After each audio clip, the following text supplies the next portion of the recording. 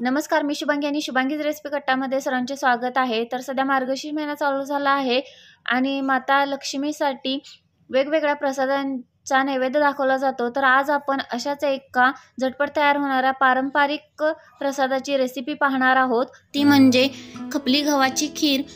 तर खपली गहू हे सडून घेण्यापासून ते गव्हाची खीर बनेपर्यंत सर्व प्रोसेस या व्हिडिओमध्ये आपण पाहणार आहोत।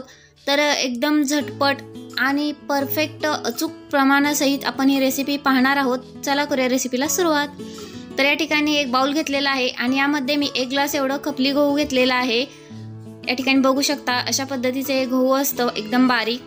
तर यामध्ये आता पाणी थोडं शिंपडून घ्यायचं आहे, 1-2 चमचे एवढं व्यवस्थित असं गव्हामध्ये पाणी मिक्स करून घ्यायचं आणि हे गहू आता मिक्सरच्या भांड्यामध्ये घालून आपल्याला मिक्सर चालू बंद करून 1 मिनिट फिरवून घ्यायचं आहे। जास्त बारीक करायचं नाही, जाडसरच ठेवायचं आहे। हे एका गव्हाचे 2 तुकडे झालेत पाहिजेत अशा पद्धतीने आपल्याला बारीक करून घ्यायचं आहे। या ठिकाणी बघू शकता अशा पद्धतीने मी बारीक करून घेतलेला आहे। तर सर्व गहू मी अशा पद्धतीने बारीक करून घेते। तर या ठिकाणी बघू शकता सर्व गहू मी या ठिकाणी बारीक करून घेतलेला आहे। आता एका ताटामध्ये व्यवस्थित पसरून हे मी फॅन खाली एक अर्धा तासासाठी ठेवून देते। तर या ठिकाणी बघू शकता अर्ध्या तासानंतर गहू हे व्यवस्थित असं सुकलेला आहे।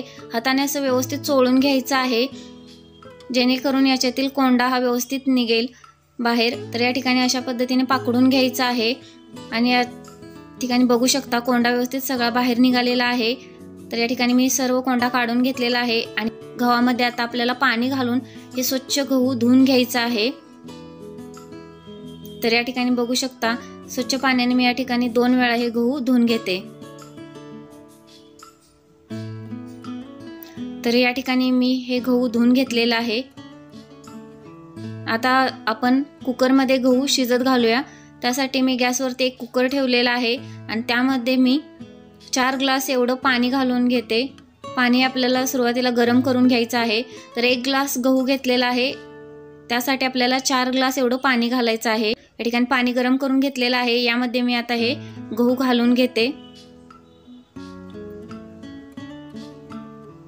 व्यवस्थित असं मिक्स करते आणि झाकण लावून याच्या मीडियम फ्लेमवर आपल्याला 4 शिट्ट्या काढून घ्यायच्या आहेत। या ठिकाणी बघू शकता 4 शिट्ट्या काढून घेतलेल्या आहेत मी। गहू हे व्यवस्थित असे शिजलेले आहे आपले, बघू शकता तुम्ही।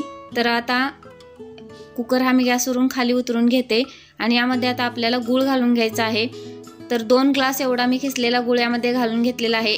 1 ग्लास गव्हासाठी 2 ग्लास एवढा गूळ पुरेसा आहे।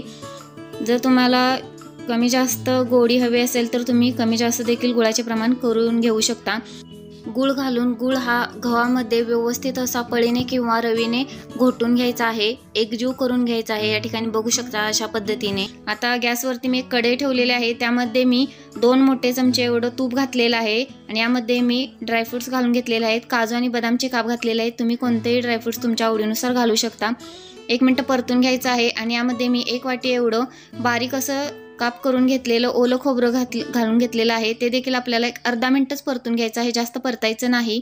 आणि यामध्ये आता शिजवून घेतलेले जे आपले गहू आहेत ते घालून घ्यायचे आहेत आणि व्यवस्थित असं मिक्स करायचं आहे।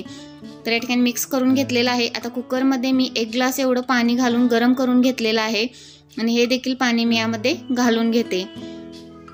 आता यामध्ये 1 चिमूटभर एवढं नमक घालायचं आहे। नमक घातल्यामुळे खूप छान टेस्ट येते खिरीला। व्यवस्थित असं मिक्स करून घ्यायचं आहे आणि याच्यावर झाकण झाकून एक 5 ते 7 मिनिटं मीडियम फ्लेमवर ही खीर शिजू द्यायची आहे। या ठिकाणी बघू शकता 7 मिनिटांनंतर झाकण काढून दाखवते तुम्हाला। बघू शकता खीर खूप छान अशी शिजलेली आहे। आता यामध्ये मी सुंठ पावडर घालते 1 चमचा।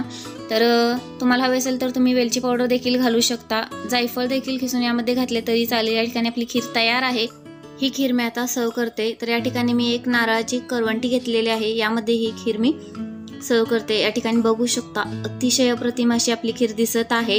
एकदम अचूक परफेक्ट प्रमाणासहित मी ही रेसिपी तुम्हाला सांगितलेली आहे। तर ही रेसिपी या पद्धतीने नक्की करून बघा, खूप छान बनते।